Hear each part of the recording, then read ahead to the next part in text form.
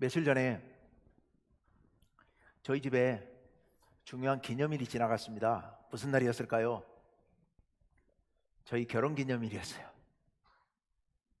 근데 이때만 되면, 이 결혼 기념일만 되면 맨날 타박 듣는 게 하나 있습니다. 뭐 같아요? 제가 안 챙겨준다고요? 그런 건 아니고요. 어쩌다가 왜 하필 결혼식을 이 1년 중에 제일 추운 1월 중순에 결혼을 해가지고 그때 그 추웠던 기억을 가끔 떠올리면서 얘기를 해요.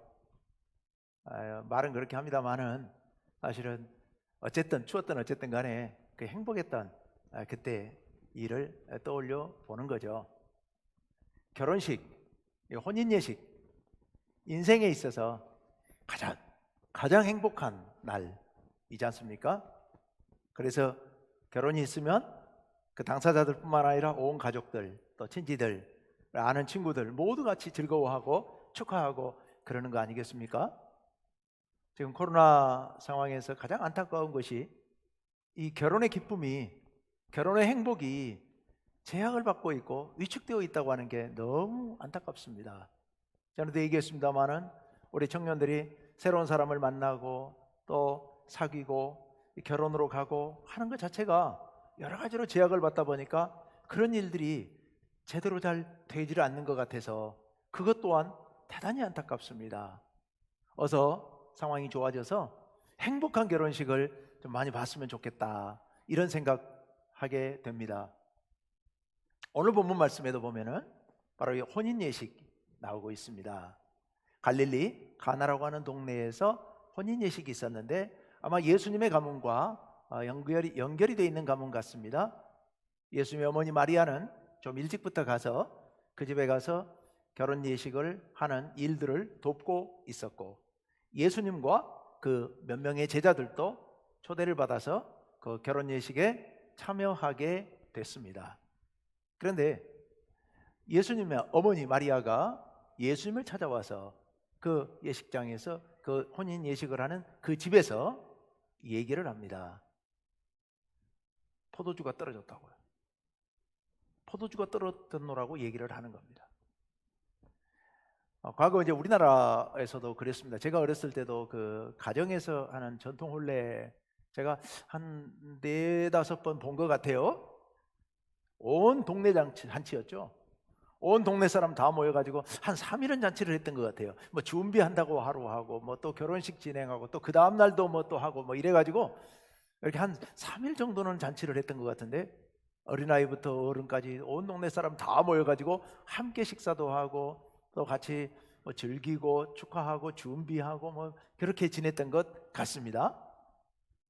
이스라엘 나라에서는 그보다 더해서 거의 일주일 동안 잔치를 했는데 거의 매일 저녁마다 모여서 거기서 축하 파티를 하는 겁니다. 다 모여서요.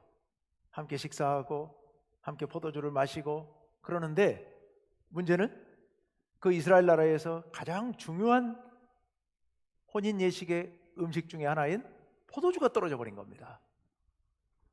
지중해 주변은 다 포도나무가 잘 자라는 데고, 그래서 지금도 포도를 많이 심고 그러죠. 그러니까 이제 포도주는 또 술 만들기가 참 쉬운 그런 과일이잖아요. 놔두면 저절로 술이 되니까. 그래서 이제 일찍부터 포도주가 이렇게 발달했었고 거의 뭐 음료처럼 그 사람들은 그렇게 먹었습니다. 그 이 잔치에 포도주가 떨어져 버렸으니 잔치가 파장 분위기로 가는 거지요. 그래서 안타까워서 예수님의 어머니 마리아가 예수님께 와서 그런 말씀을 드립니다. 왜 예수님께 그런 말씀을 드렸을까? 이러저런 상상들을 해보는데요, 아마도 예수님과 예수님의 제자들이 뭐 그렇게 넉넉지 않았기 때문에, 보통 이제 결혼식에 초대를 받아 가게 되면 우리는 지금은 이제 돈으로 축의금을 합니다만은, 제가 어렸을 때만 하더라도 뭐 돈으로 하는 것보다는 주로 이제 음식 같은 거 뭐 이런 걸 주로 술이나 음식이나 이런 걸 가지고 잔치집에 축하하러 갔던 거 기억이 납니다. 이 당시에도 이제 주로 그런 분위기였었는데, 예수님이나 예수님의 제자들은 변변한 축하 물품을 제대로 준비하지 못했지 않았을까, 이런 생각을 합니다. 이게 포도주가 떨어져 가니까 예수님 어머니 마리아가 예수님께 귀띔을 해서, 슬쩍 귀띔을 해서, 그래서 이 포도주가 떨어지면 곤란할 텐데 예수님이나 제자들이 뭐 별 준비도 없이 왔으니 더 미안할 마음, 미안한 상황 생각이 들 수도 있지 않겠습니까? 그래서 그런 상황을 미리 염두에 두고 대처하라고 귀띔을 해주지 않았을까, 이런 생각이 듭니다. 그런데 그 말씀을 들은 예수님께서 상당히 좀 냉정한 말투로 이런 말씀하십니다. 여자여, 나와 무슨 상관이 있나이까? 내 때가 아직 이르지 아니하였나이다. 이렇게 말씀을 드립니다. 예수님을 향해서 여자여, 뭐 이거는 괜찮습니다. 이거는 이제 어머니지만 좀 존경하고 높여서 공식적으로 부를 때 그렇게 부르기도 한다고 하니까 뭐 그거는 괜찮은데, 그 다음 말에 보면 나와 무슨 상관이 있나이까? 내 때가 아직 이르지 않았습니다. 이런 얘기를 한다는 것은 상당히 점잖지만 그러나 거절이 명백한 이야기예요. 거절하는 얘기예요. 내가 어떻게 하라고요? 내 때가 아직 이르지 아니었나이다. 이 말은 조금 다른 의미가 있겠지만 그거는 뭐 나중에 제가 따로 또 말씀을 드리도록 하겠습니다. 그렇게 하면서 거절합니다.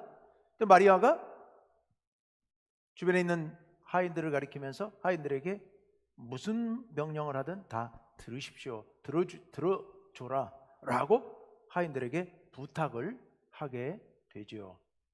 그랬더니 예수님께서 그 하인들에게 집 입구에 놓여 있는 돌 항아리 6개가 있는데, 돌 항아리 그러니까 이런 항아리가 아니고 좀 큰 돌로 된 항아리 있어요. 2-3통 든다 그랬는데 2-3통이 들면 우리나라 그쪽에서 한 통이라고 하는 것은 우리나라가 큰 말통으로 2통 정도 되는 거니까 그걸로 2-3통이니까 거의 한 80에서 100리터 정도 들어가는 이렇게 큰 물통이었을 거예요. 돌로 만든 그런 통, 거기 비어 있는데 거기 물을 가득 새롭게 채우라고 합니다. 그래서 그 아이들이 물을 가득 채웠죠. 그랬더니 예수님께서 그 물을 떠서 연회장에게 갖다 주라, 이 잔치를 주관하는 사람에게 갖다 주라 라고 얘기를 합니다. 그랬더니 그 사람이 그 물을 맛보고는 깜짝 놀랍니다. 이게 포도주로 바뀐 겁니다. 이미 떨어졌는데 포도주로 바뀐 거죠. 그리고는 이 잔치 초대했던 이 연회장이 신랑을 불러서 하는 얘기가, 보통은 질이 좋은 포도주를 먼저 내놓고 어느 정도 취하면 질 낮은 걸 내놓는데 왜 이렇게 좋은 포도주를 이제서 내놓느냐고, 뭐 그걸 타박하자는 게 아니라 참 좋다고, 이 포도주가 이렇게 좋은 포도주가 어디서 났느냐는 뭐 그런 얘기 아니었겠습니까? 그런 얘기를 하는 거죠. 하인들은 그 포도주가 어디서 났는지를 알고 있었지만, 그러나 다른 사람들은, 신랑도 그 잔치를 주관하는 사람도 알지 못하고 있는 상황이었다라고 말씀하고 있습니다. 그 상황을 보고 제자들은 믿었다. 다른 사람들은 몰랐고 제자들은 믿고 있었다. 물론 뭐 시간이 흐르면 다른 사람들도 알게 되겠죠. 왜냐하면 하인들이 알고 있는데 그게 가만히 있겠습니까? 비밀이 지켜질 리가 없으니까 언젠가는 알게 되겠지만, 당시 그 상황에서는 그렇게 제자들이 믿고 예수님을 믿고 영광을 돌리는 그런 상황이라고 오늘 본문에서 말씀하고 있습니다. 자, 이 말씀이 무슨 의미가 있길래 이렇게 요한복음에 기록을 해놨을까요? 특별히 요한복음의 첫 번째 기적이라고 하면서 이 말씀을 기록하고 있습니다. 왜 이 사건을 첫 번째 기적 사건으로 여기 기록을 해놨을까? 무슨 의미가 있을까? 몇 가지 의미를 생각해 볼 수 있겠습니다. 우선 첫째는 예수님이야말로 바로 물을 포도주로 만들 수 있는 그런 놀라운 능력이 있으신 분이다. 누구나 할 수 있는 일이 아니지 않습니까? 뭐 마술을 부리는 것도 아니고, 천지를 창조하신 여호와 하나님의 아들 예수님만이 하실 수 있는 그런 일이죠. 그런 일이니까 그런 일이다라는 것을 드러내기 위해서 오늘 여기 기록했지 않았을까?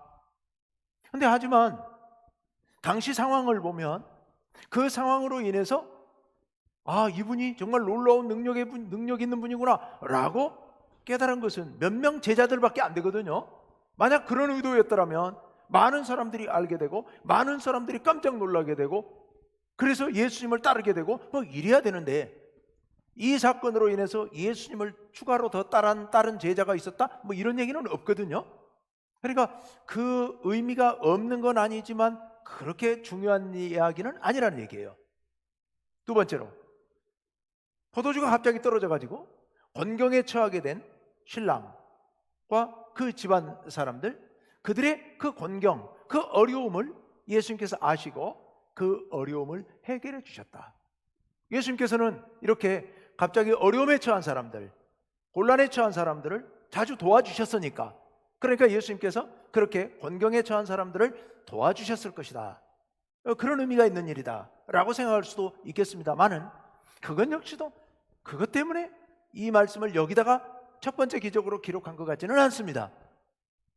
세 번째로, 예수님께서 가정 또 혼인 대단히 귀하게 여기셨죠.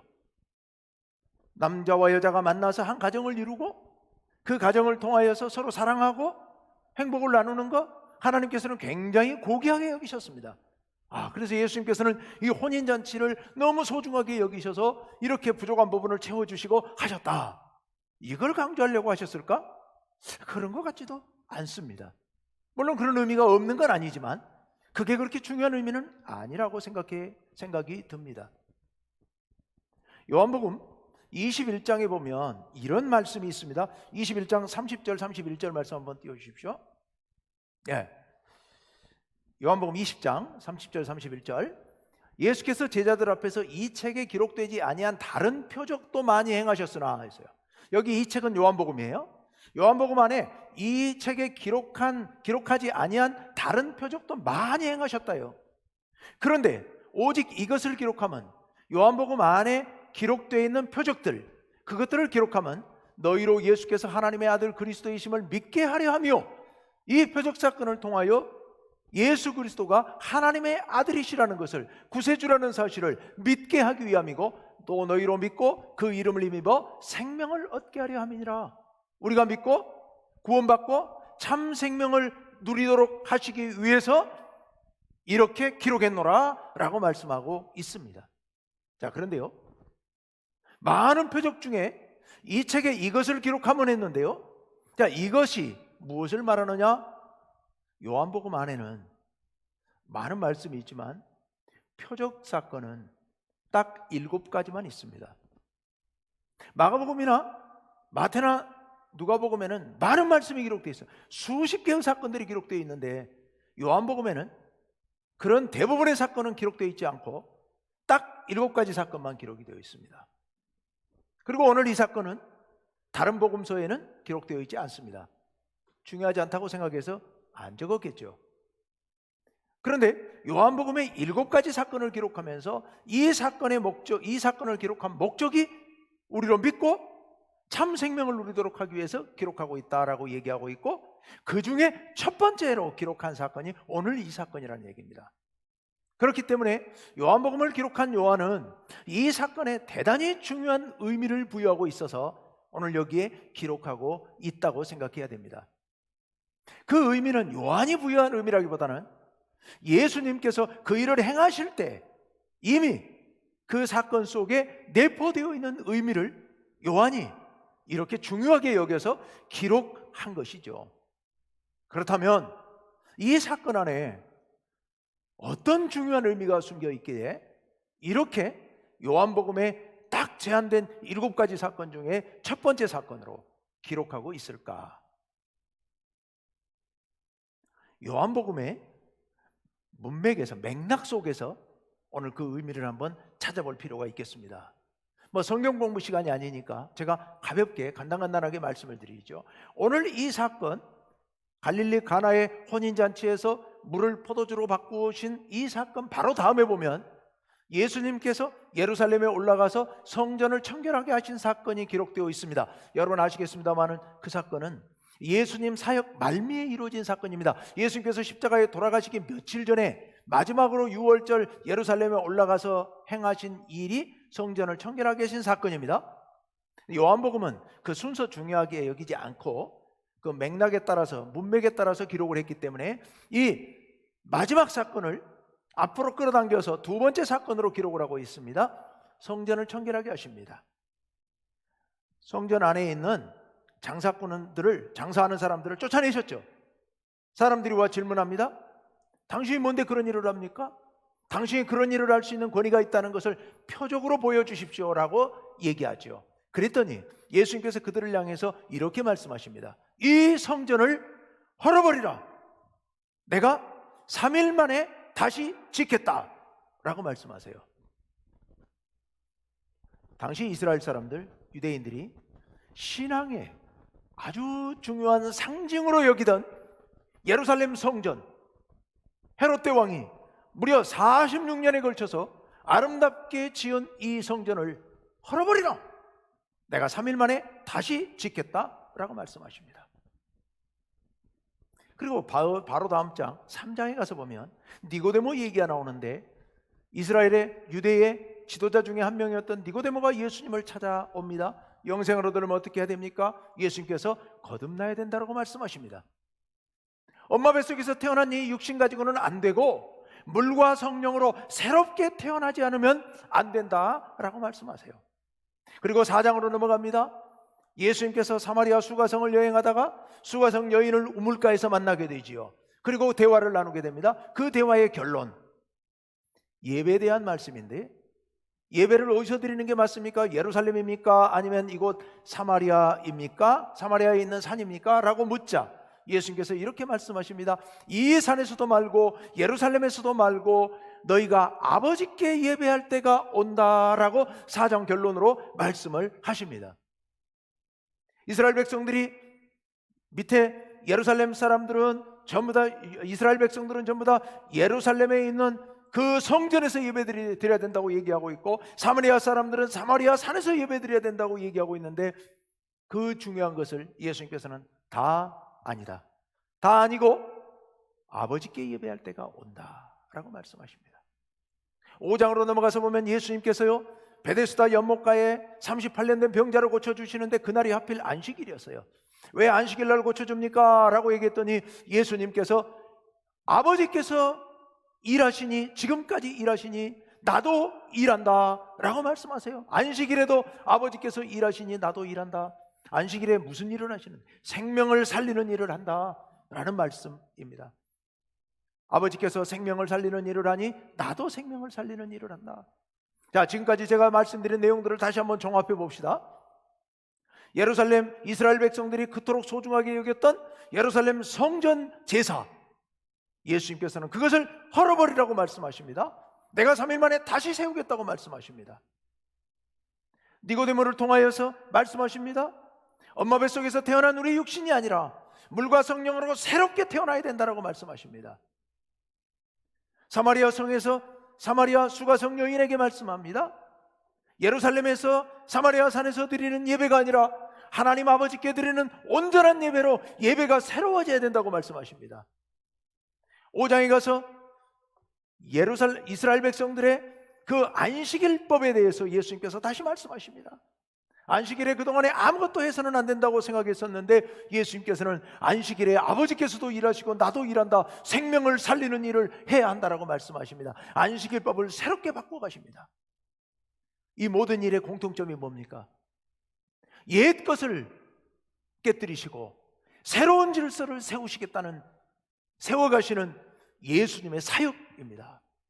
예수님께서 하시는 이 모든 일들은 요한복음의 서두에 나오는 2장부터 5장까지 나오는 이야기의 핵심은 전부 똑같이 옛것, 낡은 것들, 잘못된 것들을 다 뜯어고치고 이제 예수님께서 새롭게 세워야 된다고 하는 것을 말씀하고 계신 겁니다. 그렇다면 이런 모든 이야기의 맨 처음에 등장하는 오늘 갈릴리 가나의 혼인잔치, 이 포도주 사건, 이건 뭘 의미하느냐? 역시 이 사건 역시도 옛 것을 새롭게 바꾸시는 그런 맥락 속에 나온 말씀입니다. 그 모든 것들을 암시하고 있는 말씀입니다.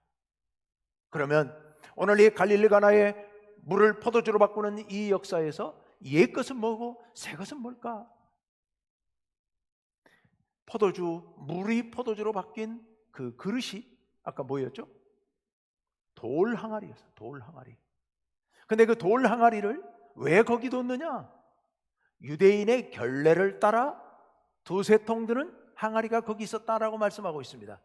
그 유대인의 결례라는 게 뭐겠습니까? 유대인들의 정결례, 결례는 정결례의 줄임말입니다. 율법에 따라서, 정결케 하는 율법에 따라서 사람들이 밖에 나가서 시장에 돌아다니며 사람을 만나고 돌아오게 되면 부정한 것들로 오염이 된다고 생각을 했습니다. 그래서 이 부정을 씻기 위하여서 밖에 나갔다 돌아올 때는 반드시 손과 발을 물로 씻어야 했습니다. 음식을 먹을 때는 주발을 물로 씻어야 됐습니다. 위생관념이 철저해서가 아니라고 전에 제가 한번 말씀드린 적이 있습니다. 병균이 묻어서가 아닙니다. 혹시 종교적으로 부정한 것들이 묻어서 들어올까 봐, 그래서 하나님 앞에 예배드리는데 지장이 있을까 봐 그 물로 씻는 겁니다. 그 씻는 물, 그 깨끗한 물을 담아두는 그릇이 바로 그 돌 항아리예요.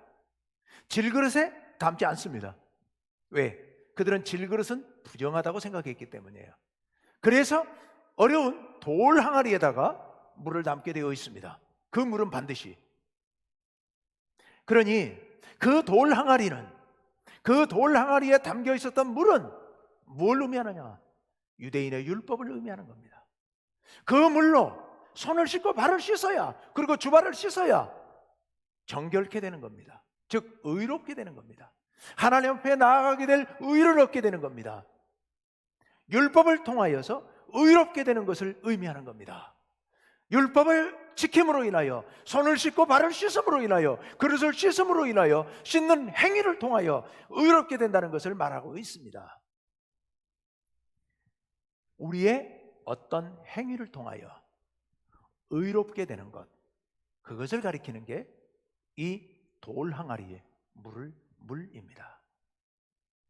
그런데 예수님께서 그것을 바꾸셨습니다.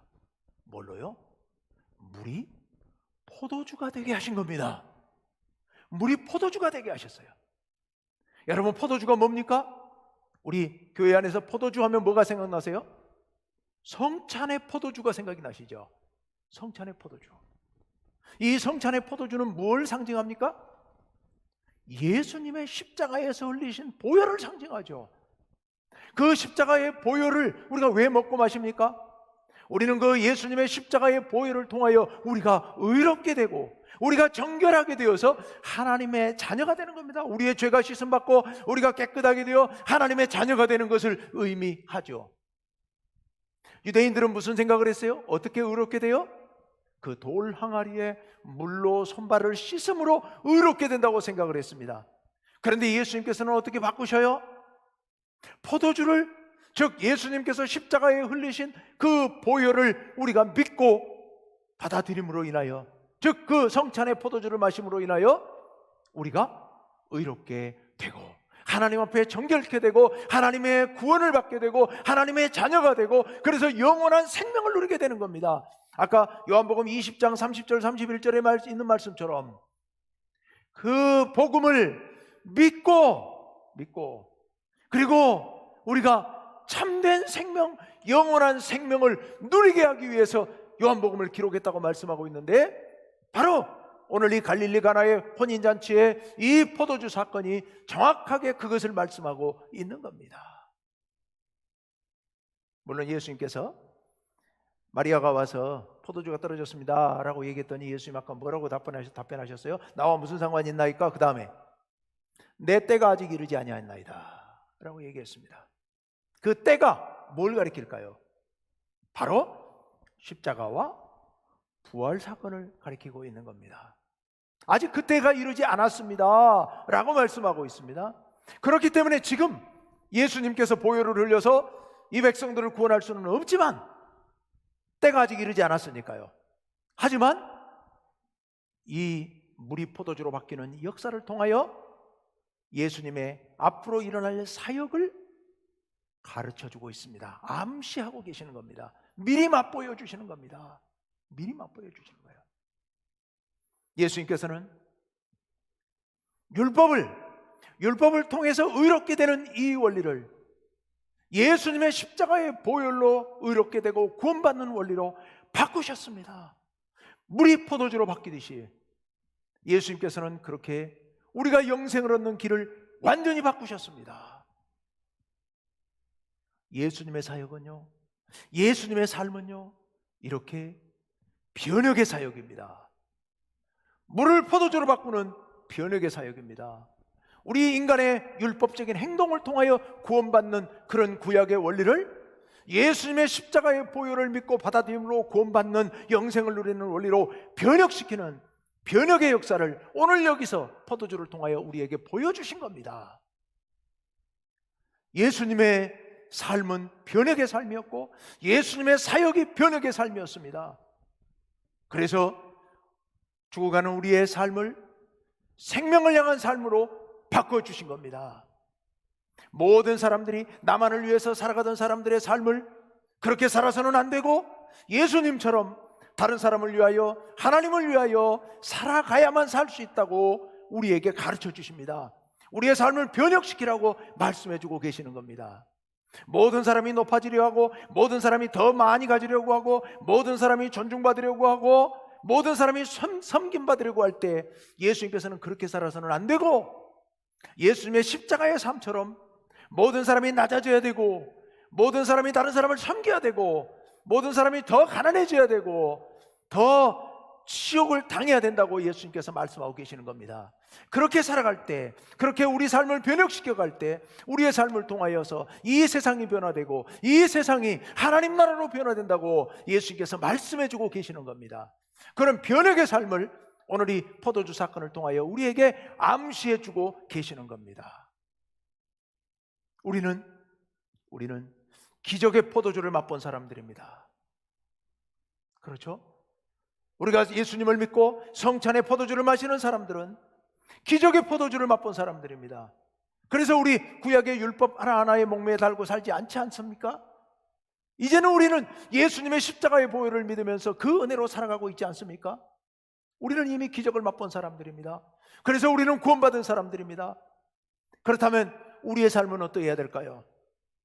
우리의 삶 역시도 예수님께서 우리에게 보여주신 것처럼 물이 포도주로 바뀌는 것과 같은 그런 변혁의 삶을 살아가야 될 줄로 믿습니다. 예수 믿지 않는 사람들과 예수 믿는 사람들의 삶이 똑같아서는 안 됩니다. 예수 믿는 우리들의 삶은 변해야 됩니다. 가끔 우리 그런 말을 하죠. 사람이 변하면 죽는다고. 죽는 게 두려워서 혹시 변하지 않으려고 발버둥 치시는 분이 계십니까? 아니죠. 그래서는 안 됩니다. 변해도 죽지 않습니다.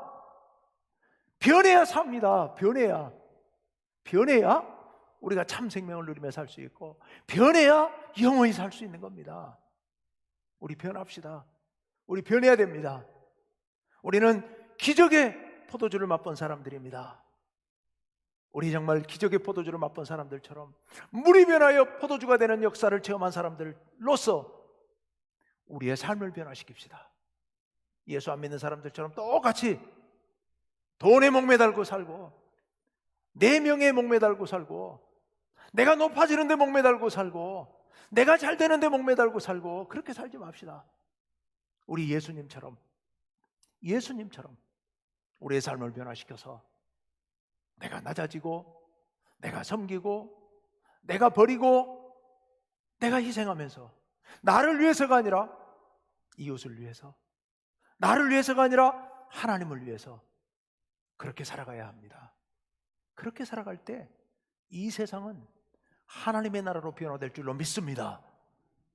생각해 보십시오. 여러분의 가정이 그렇게 행복한 것은 누구 때문입니까? 예수를 믿든 안 믿든요. 가족들을 위해서 낮아지고 희생하고 헌신하는 엄마들의 노력이 있기 때문에 가정이 행복한 거 아닙니까? 엄마들의 그런 희생과 섬김과 노력으로 인하여 가정이 행복한 것처럼 우리 모두가 그렇게 낮아지고 우리 모두가 남을 위해서 살고 나를 희생하면 우리의 공동체는 순식간에 하나님의 나라로 변화될 줄로 믿습니다. 우리 교회가 그런 교회 되기를 바라고요. 여러분의 가정이 그런 가정 되기를 바라고요. 이 지역사회가, 우리 사회가, 우리 믿는 사람들의 그런 변혁적인 삶으로 인하여서 하나님의 나라로 변해가기를 간절히 바랍니다. 예수님을 믿는 일은 변혁의 길을 걸어가는 길입니다.